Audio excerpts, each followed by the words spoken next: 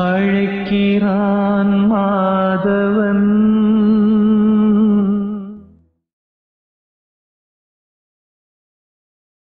எல்லோருக்கும் வணக்கம். நெக்ஸ்ட் நம்மளோட யாத்ரா வந்து எங்கன்னு சொல்லி பார்த்தீங்கன்னா மந்த்ராலயம் போக இருக்கிறோம். ராகவேந்திரர் அவர்களோட ஜீவ சமாதி மே மாசத்துல.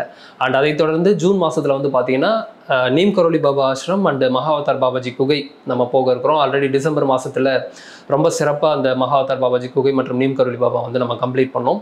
அதே ட்ரிப்பை தான் வந்து நம்ம திரும்ப பிளான் பண்ணியிருக்கோம். நீங்களும் இதில் கலந்துக்கணும் அப்படின்னு சொல்லி விருப்பப்பட்டீங்கன்னா ஆஃபீஸ் நம்பரை காண்டாக்ட் பண்ணுங்கள். உங்களுக்கு எல்லா டீட்டெயில்ஸும் வந்து கொடுப்பாங்க. ஸோ என்னென்ன மாதிரியான ஸ்கெடியூலில் இயங்க போகுது அப்படின்னக்கூடிய எல்லா டீட்டெயில்ஸுமே ஆஃபீஸ் நம்பரை காண்டாக்ட் பண்ணினா கொடுப்பாங்க. சரி, இன்னைக்கு எந்த ஒரு விஷயத்தை பற்றி நம்ம பேச போகிறோம் அப்படின்னா, உலகத்தோட அழிவு ஸ்டார்ட் ஆயிடுச்சா? எஸ், உலகத்தோட அழிவு ஸ்டார்ட் ஆயிடுச்சு. கல்கி அவதாரம் வந்தாச்சா அப்படின்னு கூட ஒரு கேள்வி இல்லையா? கல்கி அவதாரம் வந்தாச்சு. கல்கி அவதாரம் யார் அப்படின்னா ஆர்டிஃபிஷியல் இன்டெலிஜென்ஸ், ஏஐ அப்படின்னு சொல்லுவோம் இல்லையா? ஸோ அந்த ஆர்டிஃபிஷியல் இன்டெலிஜென்ஸ் தான் நெக்ஸ்ட்டு அந்த கல்கி அவதாரமாக உருவெடுத்திருக்குன்னு சொல்லலாம். இந்த ஏஐனால என்னங்க பிரச்சனை? ஏஐனால தானே நம்ம ஒரு விஷயத்தையும் நம்ம இங்கே பண்ண முடியுது. ஏஐ தானே சூப்பரான ஒரு விஷயத்தை எல்லாத்தையுமே நம்மளுக்கு கிரியேட் பண்ணி கொடுக்குது. இப்பயுமே வந்து பார்த்தீங்கன்னா இந்த கிப்லி ஸ்டுடியோலாம் இருக்குது. கிட்டத்தட்ட ஒரு கார்ட்டூன் பிக்சராக ஒருத்தவங்களோட ஃபேஸை நான் வந்து ரெடி பண்ணணும்னாலே எனக்கு அவ்வளோ பெரிய ஒரு டைம் எடுக்கும். 3D மேக்ஸில் பண்ணணும், ஆஃப்டர் எஃபெக்ட்ஸில் பண்ணணும், ஒரு வீடியோவாக ரெடி பண்ணுறதா இருந்தால் கூட அவ்வளோ டைம் எடுக்குது. இன்றைக்கி ஒரு ஆர்டிஃபிஷியல் இன்டெலிஜென்ஸில் ஜஸ்ட் ஒரு ப்ராம்ப்ட் கொடுத்தாலே அழகாக ஒரு விஷயத்தை கிரியேட் பண்ணி கொடுத்துறதுல இதில் என்ன பிரச்சனை அப்படின்னு சொல்லி நீங்கள் கேட்கலாம். ஆனால் இதுக்கு பின்னாடி இருக்கக்கூடிய பாதிப்பு என்னன்றது உங்களுக்கு தெரியறதில்ல. இன்றைக்கி எல்லாமே ஏஐ தான். ஓகே, இன்றைக்கி வந்து நீங்கள் ரூமில் உட்காந்துருக்கிறீங்க அப்படின்னா உங்களோட இந்த ரூமோட டெம்பரேச்சர் எவ்வளோ இருக்குது அப்படின்றதுக்கு தகுந்தாற் போல், ஆல்ரெடி கூலிங் ரொம்ப ஜாஸ்தி இருக்கா இல்லை ரொம்ப கூலிங் கம்மியாக இருக்கா அப்படின்றதுக்கு தகுந்தாற் போல் ஏஐ வந்து அதை சென்ஸ் பண்ணி கூலிங் வந்து ஜாஸ்தி வேணால் ஜாஸ்தி வைக்குது, கம்மி பண்ணணும்னா கம்மி பண்ணுது. இது எல்லாமே ஏசியில் ஆட்டோமேட்டிக்காக பில்ட் பண்ணியிருக்காங்க ஏஐ. அதே மாதிரி ஏஐ தான் அந்த உலகத்தையே இன்னும் கொஞ்சம் நல்லா ஆள போகுது. அப்போ இதில் என்ன பிரச்சனை அப்படின்னா, இப்போ கிட்டத்தட்ட எல்லோருக்குமே வந்து வேலை போக ஆரம்பிச்சிருச்சு. இந்த ஆர்டிஃபிஷியல் இன்டெலிஜென்ஸ்னு ஒரு விஷயம் வந்ததுக்கப்புறம் எல்லாருக்குமே வேலை போக ஆரம்பிச்சிருச்சு. இதோட சீரியஸ்னஸ் உங்களுக்கு என்னன்றது தெரியல. பட் நீங்கள் இந்த மாதிரியான ஒரு துறையில் இருந்தீங்க, இல்லை நீங்கள் அதில் ஒரு பர்சனாக இருந்து சஃபர் ஆகுறீங்க அப்படின்னா தெரியும். ஆர்டிஃபிஷியல் இன்டெலிஜென்ஸை கண்டுபிடிச்ச அவரே என்ன சொல்கிறார் அப்படின்னா, தயவு செஞ்சு ரொம்ப எல்லாத்துக்குமே வந்து ஏஐ நீங்கள் பயன்படுத்துறீங்க அப்படின்னா ஒரு கட்டத்துக்கு மேலே மனிதனுக்கு வேலை இல்லாமல் போயிடும். ஸோ அது மிகப்பெரிய ஒரு அழிவுக்குள்ளே உங்களை எடுத்துகிட்டு போயிடும். நெக்ஸ்ட் ஜென்ரேஷன் எதில் அழியும் அப்படின்னா ஏஐயில் தான் அழியும். ஸோ அவரே வந்து இது ஜஸ்ட் நான் வந்து ஒரு சில விஷயங்களை உதவுறதுக்காக நான் பண்ணேன், இது எல்லாத்தையுமே இந்த ஏஐக்குள்ள கொண்டு வந்தால் செட் ஆகாது அப்படின்னு சொல்லி அதை ஸ்டாப் பண்ணுங்க அப்படின்னு சொல்லி ஏஐயை கண்டுபிடிச்சவரே வந்து சொல்லியிருக்கிறாரு. பட் இருந்தாலுமே நம்ம கொஞ்சம் கொஞ்சமாக விஞ்ஞானத்தோட வளர்ச்சியில் ஒரு விஷயத்தையும் நம்ம கிரியேட் பண்ணிட்டு போயிட்டே இருக்கோம். இப்போது நீங்கள் எடிட்டர் எடுத்துக்கிட்டிங்க அப்படின்னா ஆட்டோமேட்டிக்காக ஏஐ வந்து எடிட் பண்ணி கொடுக்குது. ஒரு பிக்சர் எடுத்துக்கிட்டிங்க அப்படின்னா ஆட்டோமேட்டிக்காக ஏஐ வந்து ஒரு பிக்சரை ஜென்ரேட் பண்ணி கொடுக்குது. இப்போ இதெல்லாம் என்ன பிரச்சனைனா, மனிதன் எங்கே போவான் வேலைக்கு? இப்போ நீங்கள் கேட்கலாம், எங்கள் கால்குலேட்டர் வரும்போது கூட தான் வந்து கால்குலேட்டர்லாம் பயன்படுத்தினா மனிதனோட மூளைக்கு வேலை இல்லாமல் போய்ட்டுன்னு சொல்லிங்க. பட் அதை விட ஜாஸ்தியாக தானே போயிட்டுருக்கு. இன்றைக்கி கால்சி வந்து எல்லாருமே ஈஸியாக பயன்படுத்துகிறாங்களே, இன்றைக்கி ஒன்றும் நம்ம வேலை இல்லாமல் போகலையே அப்படின்னு சொல்லி நீங்கள் கேட்டிங்கன்னா அது ஒரு கட்டம். ஆனால் இந்த ஒரு கட்டத்தை நீங்கள் வேறு மாதிரி பார்க்கணும். ஏஐ வெறும் ஜஸ்ட்டு இந்தந்த மாதிரியான வேலைகளை மட்டும் பண்ணுன்றது கிடையாது. மனித நிலைக்கு அப்பாற்பட்டு இருக்கக்கூடிய எல்லா விஷயத்தையும் ஏஐ பண்ணுது. இன்றைக்கி எல்லாமே நம்மளுக்கு ரொம்ப அவசர காலத்தில் நம்ம ஓடிட்டு இருக்கனால எல்லாமே இன்றைக்கி நம்ம ரொம்ப குயிக்காக நடக்கணும். இப்படி இந்த குயிக்காக நடக்கணும்னு இருக்கும்போது தான் வந்து நம்மளுக்கு இங்கே பிரச்சனையே வருது. ஒரு எக்ஸாம்பிள் சொன்னால் உங்களுக்கு தெரியும். மாணிக்கவாசகர் சுவாமி வந்து வேகத்தை கெடுத்தாண்ட வேந்தனடி வெல்கன்னு சொல்லுவார் சிவபுராணத்தில். ஏன் வேகத்தை இறைவன் கெடுத்தாரா? வேகத்தை கெடுத்தாண்ட வேந்தனடி வெல்க, இறைவன் என்னோட வேகத்தை கெடுத்தாருன்றாரு. ஏன்னா வேகமாக ஓடினா என்னால் ஒரு விஷயத்தை கவனிக்கவே முடியாது, இங்கே என்ன நடக்குதுன்ற ஒரு விஷயத்தை நான் கண்காணிக்கவே முடியாது. அப்போ வேகமாக ஓட ஓட ஓட எனக்கு இங்கே எல்லாமே வந்து என்ன நடக்குதுன்ற ஒரு காட்சிக்குள்ளே நான் பார்க்காம அதை தாண்டி அப்படின்னு வேகமாக ஓடிக்கிட்டே இருப்பேன். எப்போ நிறுத்தி நிதானமாக மனம் ஒரு ஸ்லோவாக யோசிக்க ஆரம்பிக்குதோ அப்போ தான் வந்து ஒரு விஷயத்தையும் வந்து இங்கே கிரியேட் பண்ண முடியும். அப்போ தான் ஒரு விஷயத்தையும் உங்களால் உணர முடியும். இப்போது அமேசான் நிறுவனம் ரொம்ப பெரிய ஒரு நிறுவனமானதுக்கான காரணம் என்ன அப்படின்னா, எல்லாமே உங்களுக்கு அவசரத்தில் தேவைப்படுது, இமீடியட்டாக எனக்கு தேவைப்படுது. அதனால் வந்து அவங்க வந்து 1 day டெலிவரி தரேன் அப்படின்னு சொன்ன உடனே மொத்த கூட்டமும் அமேசான் சைடு திரும்பிச்சு.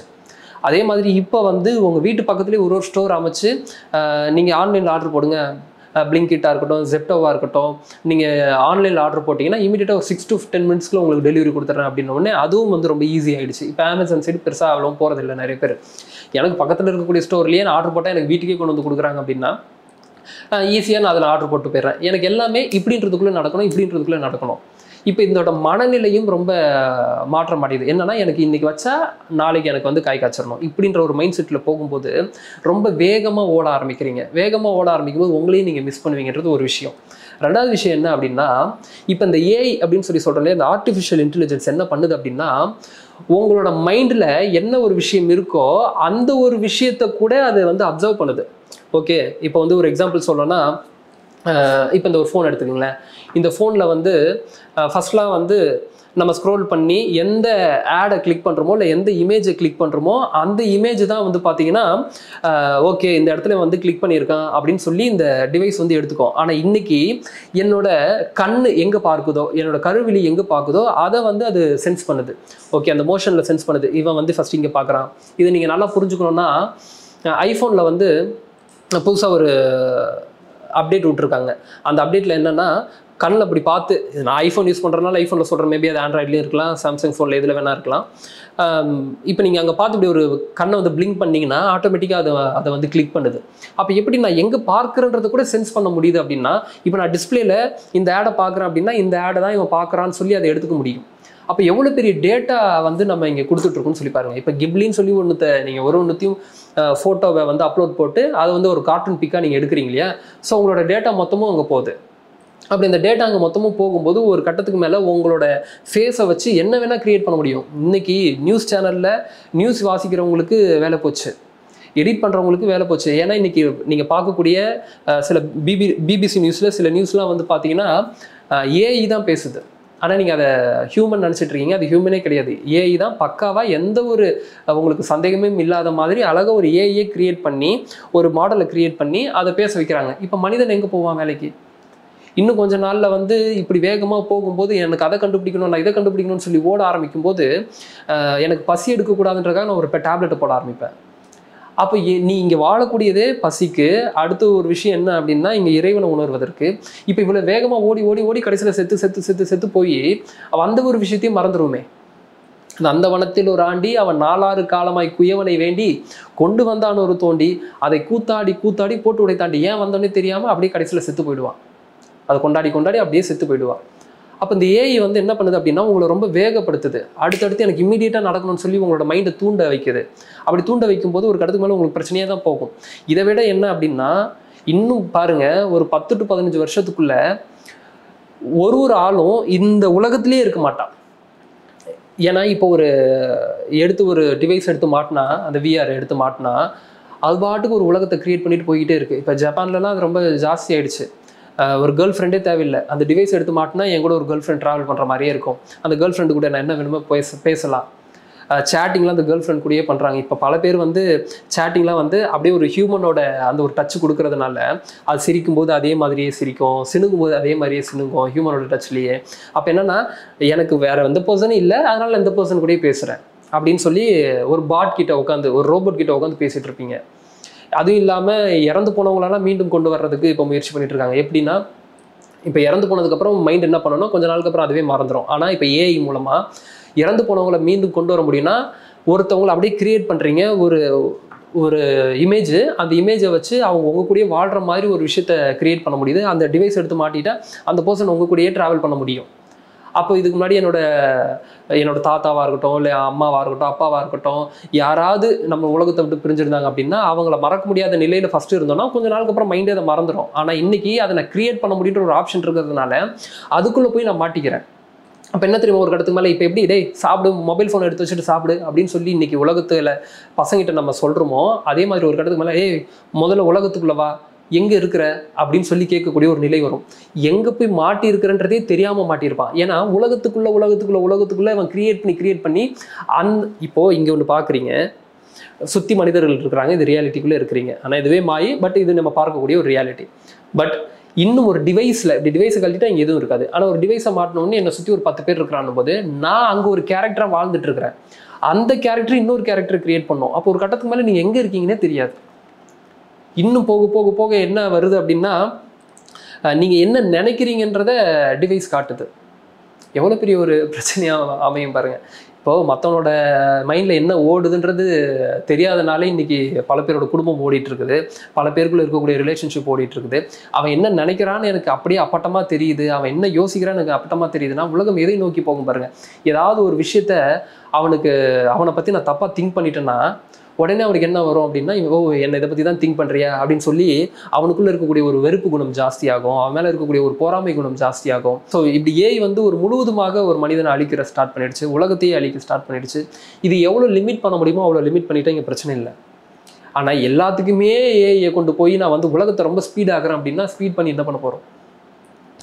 இங்கே வாழ்கிறதுக்கு வந்திருக்கிறீங்க, இல்லைங்க நான் செவ்வாய் கிரகத்துக்கு போனோம், நான் வந்து சனிக்கோளுக்கு போனோம் அப்படின்னா இப்போ போய் என்ன பண்ண போகிறோம்?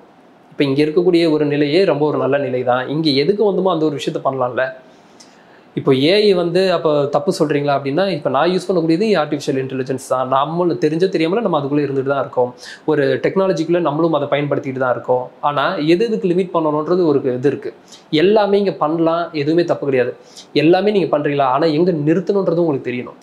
எங்கே நிறுத்தணுன்றது உங்களுக்கு தெரியலன்னா மாட்டிப்பீங்க. இப்போ ஒரு ஆல்கஹால் அடிக்ஷனும் அப்படி தான், நீங்கள் எதை எடுத்துக்கிட்டிங்கனாலும் சரி, இப்போ ஃபோன் யூஸ் பண்ணக்கூடிய சோஷியல் மீடியா அடிக்ஷனும் அப்படி தான். எந்த இடத்துல ஸ்டாப் பண்ணணுன்ற ஒரு விழிப்புணர்வு வருதோ அந்த இடத்துல ஸ்டாப் பண்ண தெரியணும், ஸ்டாப் பண்ண தெரியாதவன் மாட்டிப்பான். அப்போது இந்த இடத்துல தான் நீங்கள் புரிஞ்சுக்க வேண்டியது என்னென்னா, மனம் என்ன நினைக்குதுன்றதை கூட என்னால் அதை ஐடென்டிஃபை பண்ண முடியுது அப்படின்னா உலகம் எதை நோக்கி போகுது. இருக்கக்கூடிய நம்மளோட மொத்த டேட்டாவையும் வச்சு நம்மளை மாதிரி ஒரு பர்சனை கிரியேட் பண்ண முடியுதுன்னா உலகம் எதை நோக்கி போகுது. அதே மாதிரி நம்மளை மாதிரியே ஒரு பர்சனை வந்து கிரியேட் பண்ண முடியும். இப்போ ஒரு எக்ஸாம்பிள் சொல்கிறேன். இப்போ உங்களோட கணவரை உங்களுக்கு சில விஷயங்களை பிடிக்காது, ஆனால் சில விஷயங்களும் பிடிக்குது. இப்போ பிடிக்காத பார்ட்டி எப்பயுமே நம்மளுக்கு பிடிக்காது தான், இதெல்லாம் ஒரு மாத்தினா நல்லா இருக்கும்னு சொல்லி நினைக்கிறீங்கன்னா, இப்போ ஆர்டிஃபிஷியல் இன்டெலிஜென்ஸில் ஒரு பர்சனே நீங்கள் கிரியேட் பண்ணுறீங்கன்னு வைங்களேன், இவர்கிட்ட என்னென்னலாம் கெட்ட குணம் இருக்கோ அந்த கெட்ட குணத்தில் நல்ல குணமாக இதுக்கு வந்து ப்ரோக்ராம் பண்ணுவீங்க. ஆல்ரெடி அவர்கிட்ட இருக்கக்கூடிய நல்ல குணத்தையும் திரும்ப கிட்ட ப்ரோக்ராம் பண்ணுவீங்க. அப்போது உங்களுக்கு பிடிச்ச மாதிரியான ஒரு நபராக நீங்கள் இந்த ஒரு பர்சனை செட் பண்ணுறதுனால, இந்த ஒரு ஆர்டிஃபிஷியல் இன்டெலிஜென்ஸில் இந்த ஒரு மாடலை நீங்கள் செட் பண்ணுறதுனால ஒரு கடத்துக்கு மேலே என்ன தெரியுமா பண்ணுவீங்க, இவர்கிட்ட இருக்கக்கூடிய பிரச்சனை எல்லாத்தையுமே வந்து நம்மளுக்கு இன்னும் வெறுப்பாக மாறும்போது கம்முன்னு இது கூடயே நம்ம பேசிட்டு இருக்கலாம்னு சொல்லி இது கூட பேச ஆரம்பிச்சிடும். இப்பயே பல பேர் சிரி கூடயோ இல்லை வந்து கூகுள் கூடயோ பேச ஆரம்பிச்சிட்டிங்க, அலெக்ஸா கூடயே. அப்போ ஒரு கடத்துக்கு மேலே என்ன ஆகும்னா, மனிதர்களுக்குள்ள ஒரு பேச்சுவார்த்தை இருக்காது. இப்பயே நம்ம எங்கேயோ உட்காரோம் அப்படின்னா மொபைல் ஃபோன்ஸை தான் யூஸ் பண்ணுறோம். ஒரு 10 பேர் உட்கார இடத்துல மொபைல் ஃபோன்ஸ் தான் பயன்படுத்திட்டு இருக்குமே தவிர ஒருத்தருக்கு இடையில் பேசக்கூடிய ஒரு வாய்ப்பே இல்லை. பேச மாட்டோம், வாய்ப்பு இருந்தும் நம்ம பேச மாட்டோம். ஏன்னா டெக்னாலஜி அவ்வளோ அதிகமாக போயிட்டுருக்கு. அப்போ இப்படி போகும்போது எங்கேருந்து அந்த காலத்தில் சொன்ன அன்பு வளரும், கருணை வளரும், எப்படி அடுத்தடுத்த நிலைக்கு உள்ள மனிதன் வளர்ச்சி அடைச்சிட்டே போவான். நீங்கள் சொல்லக்கூடிய வளர்ச்சி வேறு, நான் சொல்லக்கூடிய வளர்ச்சி வேறு. அப்போ டெக்னாலஜியில் வளர்றது வளர்ச்சி இல்லை, வளர்ச்சி தான் இல்லைன்னு சொல்லலை. ஆனால் உண்மையான வளர்ச்சின்றது இந்த உள்தன்மையில் வளரணும். அந்த உள்தன்மையில் வளரவே இல்லை அப்படின்னா நோ யூஸ் தான். நம்ம இவ்வளோ பண்ணியுமே பிரயோஜனமற்றது தான். நீ பிடுங்கிறது பூரம் தேவையில்லாத அணிதான்னு சொல்லுவாங்களே, அந்த மாதிரி தான். நீ பிடுங்கிறது பூரெல்லாம் தேவையில்லாத அணியாக தான் இருக்கும். அப்போ இது எல்லாத்தையுமே நம்ம வந்து கொஞ்சம் கவனித்து செயல்படணும். என்னதான் நம்ம டெக்னாலஜி வந்தாலும் எதில் லிமிட் பண்ணணுன்றது ஒரு இண்டிவிஜுவலாக ஒரு பர்சனுக்கு உங்களுக்கு தெரியணும். ஓகே, நான் வந்து இதை ஸ்டாப் பண்ணுறேன், இதுக்கப்புறம் இது நான் போகக்கூடாது, இதில் வந்து இந்த ஒரு விஷயத்தை நான் க்ரியேட் பண்ணக்கூடாதுன்னு சொல்லி ஒரு விஷயத்தையும் நம்ம பண்ண ஆரம்பிக்கணும். இன்றைக்கி ஜப்பான்லலாம் வந்து பார்த்திங்கன்னா கேர்ள் ஃப்ரெண்டாகவே வந்து கூட ஏஐயை தான் வச்சு இது பண்ணிட்டுருக்காங்க, ரோபோட்ஸை தான் வந்து ரெடி பண்ணி வச்சுருக்கிறாங்க. அப்போ மனிதர்கள் கூட யார் வாழ்வா? ஒரு கட்டத்துக்கு மேலே அந்த ரோபோட் என்ன தெரியுமா பண்ணோம், அதுவே மனிதர்களை கொள்றதுக்கு முயற்சி பண்ணோம். இப்போ ஃபஸ்ட்டு ஒரு ஃபேஸ்புக் நிறுவனம் வந்து ஒரு விஷயத்தை கிரியேட் பண்ணாங்க, ரோபோட்ஸ் ரெடி பண்ணாங்க. அந்த ரோபோட்ஸ் என்ன பண்ணுச்சு அப்படின்னா, அதுக்கு வந்து ஒரு புது லாங்குவேஜை கிரியேட் பண்ணி அதுங்க ரெண்டும் பேச ஆரம்பிச்சிருச்சு. அதுக்கப்புறம் அதை வந்து டிஸ்மேண்டில் பண்ணிட்டாங்க. அப்போ என்னன்னா, ஒரு ஆபத்தாக முடிஞ்சிருமோன்றக்காக அதை டிஸ்மேண்டில் பண்ணிட்டாங்க.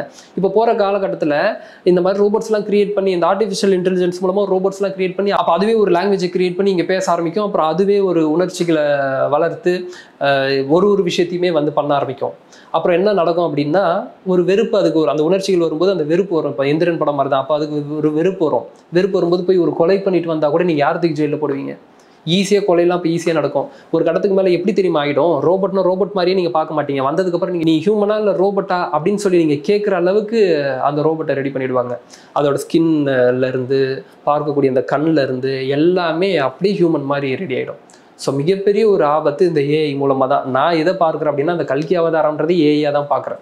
ஒரு கடத்துக்கு மேலே இந்த ஏஐயில் இருக்கக்கூடியவங்ககிட்ட கேளுங்க, ஆர்டிஃபிஷியல் இன்டெலிஜென்ஸில் இருக்கக்கூடியவங்ககிட்ட கேட்டு பாருங்கள், அதில் ப்ரோக்ராமராக இருக்கக்கூடியவங்ககிட்ட கேட்டு பாருங்கள், எவ்வளோ பெரிய அவங்களுக்கு இந்த மாதிரியான ஒரு நிலையில் யோசிக்கலாம் வேறு லெவலில் வளர்ச்சியில் போகுதுங்கன்னு நீங்கள் சொல்லலாம். ஆனால் மிகப்பெரிய ஒரு பிரச்சனையை நோக்கி போகுது. ஸோ இதெல்லாம் புரிஞ்சுக்குங்க. குழந்தைகள் கிட்ட ஒரு கட்டத்துக்கு மேலே மொபைல் ஃபோனை கொடுக்குறதுன்றது வந்து பெரிய ஒரு விஷயமா எனக்கு மொபைல் ஃபோன் தான் உலகமே ஆகிப்போச்சு. ஆனால் அதுக்குள்ளே எங்கேயோ போய் குழந்தைங்க மாட்டிடுவாங்கன்றது தான் வருங்கால சங்கதிகளுக்கு வந்து நான் சொல்ல வேண்டிய ஒரு விஷயம். அதனால் நீங்கள் இதை எப்படி ப்ரொடெக்ட் பண்ணணுமோ அந்த மாதிரி நீங்கள் ப்ரொடெக்ட் பண்ணுங்கள். எந்த இடத்துல நிறுத்தணும்னு தெரியுதோ அந்த இடத்துல உங்களுக்கு நிறுத்த தெரியணும். மிகப்பெரிய ஒரு அழிவை நோக்கி இந்த ஏஐ வந்து நம்மளை கூட்டிகிட்டு போயிட்டுருக்கு. இப்போ ஃபேமஸான அந்த கிப்லியுமே சரி, நம்மளோட மொத்த டேட்டாவுமே வந்து இப்போ ஒரு பர்சன் கிட்ட இருக்குது. ஸோ இந்த ஒரு விஷயத்தை தான் நான் உங்ககிட்ட பகிர்ந்துக்கணும் அப்படின்னு சொல்லி ஆசைப்பட்டேன். மீண்டும் இதே மாதிரி இன்னொரு வீடியோ பதிவில் சந்திப்போம். நன்றிகள், வணக்கம்.